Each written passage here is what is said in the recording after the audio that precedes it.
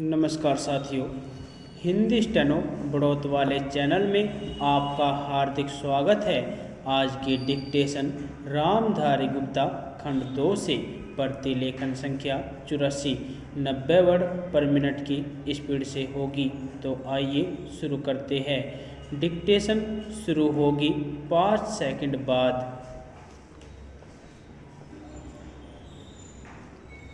Start.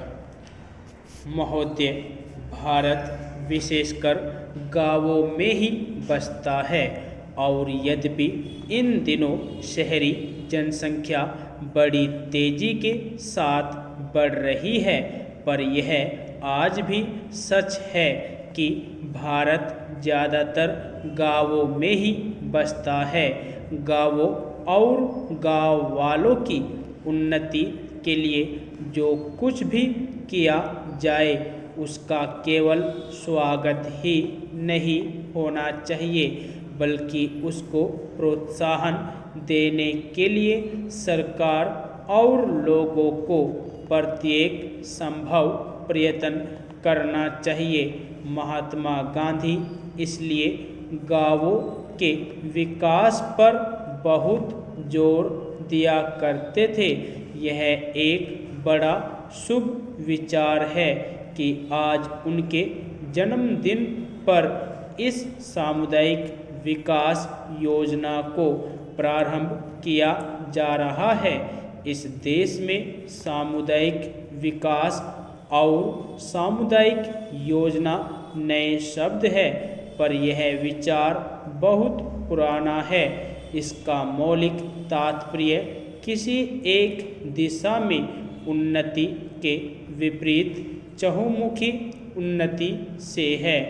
अधिक अन्न उपजाऊ संबंधी कार्यक्रम से तथा विभिन्न राज्य सरकारों और गैर सरकारी संस्थाओं द्वारा देहात सुधार के क्षेत्र में किए गए कार्य के हमारे अनुभव से यह सिद्ध हो चुका है कि देहाती जीवन के सभी पहलू एक दूसरे से संबद्ध हैं और यदि एक एक पहलू को अलग अलग लिया जाए तो स्थायी परिणाम प्राप्त नहीं हो सकता।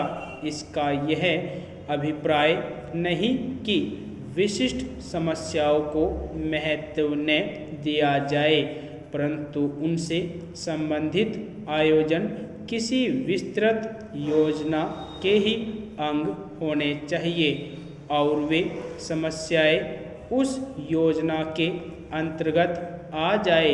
इस काम में सफलता तभी मिल सकती है जब सरकारी व्यवस्था, गैर सरकारी नेतृत्व और जनता के उत्साह में परस्पर सहयोग हो और खेती, शिक्षा, स्वास्थ्य, सफाई, पशु सुधार तथा बेकारी दूर करना इत्यादि सभी प्रकार के काम एक साथ हाथ में लिए जाए।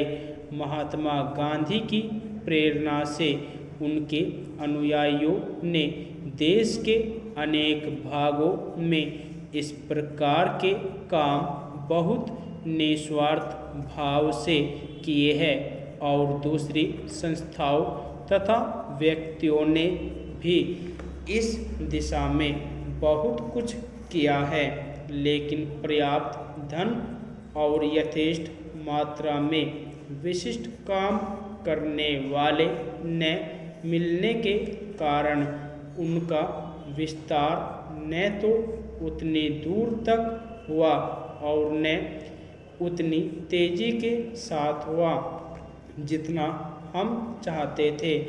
भारत और अमेरिका के बीच जनवरी 1952 में हुए प्राविधिक सहयोग समझौते से इस दिशा में उन्नति की नवीन संभावनाएं पैदा हो गई। मेरा बराबर यह विश्वास रहा है कि भारतीय किसान खेती के काम में कुछ नौसिखिया नहीं और उसे इसका कई पीढ़ियों का अनुभव है। बिहार के किसानों ने पिछले 20 वर्षों में जिस तेजी के साथ नए प्रकार के गन्ने की खेती अपना ली है, उससे यह बात प्रमाणित हो जाती है कि भारतीय किसान लकीर का फकीर नहीं, जो नए सुधरे हुए तरीकों को अपनाना नहीं चाहता।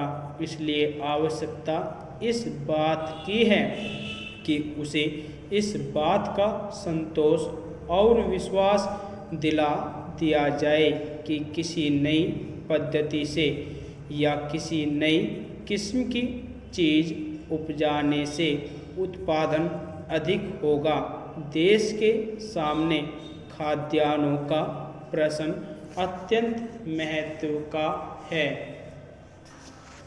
यदि आपको डिक्टेशन अच्छी लगी हो तो हमारे चैनल को सब्सक्राइब करें तथा वीडियो को लाइक व शेयर भी करें। धन्यवाद।